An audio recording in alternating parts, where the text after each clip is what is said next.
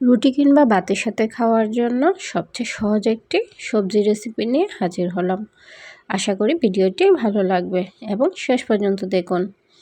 আমি এখানে নিয়েছি ফুলকপি, সিম, আলু, গাজর এবং টমেটো। একটি পাতিলে সবগুলো একসাথে দিয়ে সামান্য পানি দিয়ে দিব সেদ্ধ করার জন্য, সাথে দিয়ে দিব সামান্য পরিমাণ লবণ। সবজিটা যখন সেদ্ধ হয়ে যাবে তখন সবজির পানিটা ফেলে দিব। অন্য একটি কড়াই দিয়ে দিব 1.5 টেবিল চামচের মতো সরিষার তেল, তাতে দিয়ে দিব পেঁয়াজ কুচি ও রসুন কুচি এবং সামান্য 5 ফোড়ন দিয়ে পেঁয়াজটা সামান্য ভেজে নেব। পেঁয়াজটা যখন ভাজা হয়ে যাবে তখন দিয়ে দিব সামান্য পরিমাণ পানি।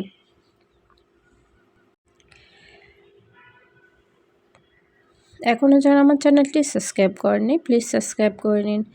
এখন দিয়ে দেবো সামান্য পরিমাণ হলুদ গুঁড়ো, মরিচ গুঁড়ো এবং ধনিয়ার গুঁড়ো, সাথে সামান্য আদা বাটা ও জিরা বাটা। এই সবজি রান্নাটা যেমন সহজ তেমনি খেতে কিন্তু অনেক মজা। আপনারা একবার হলেও এই সবজিটা রান্না করার চেষ্টা করবেন।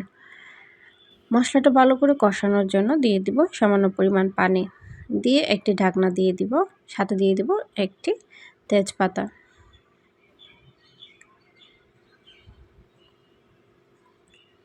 মশলাটা যখন ভালো করে কষানো হয়ে যাবে তাতে দিয়ে দিব টমেটো কুচি। আমি এখানে সামান্য টমেটো নিয়েছি। এখন দিয়ে দিব সেদ্ধ করা সবজিগুলো।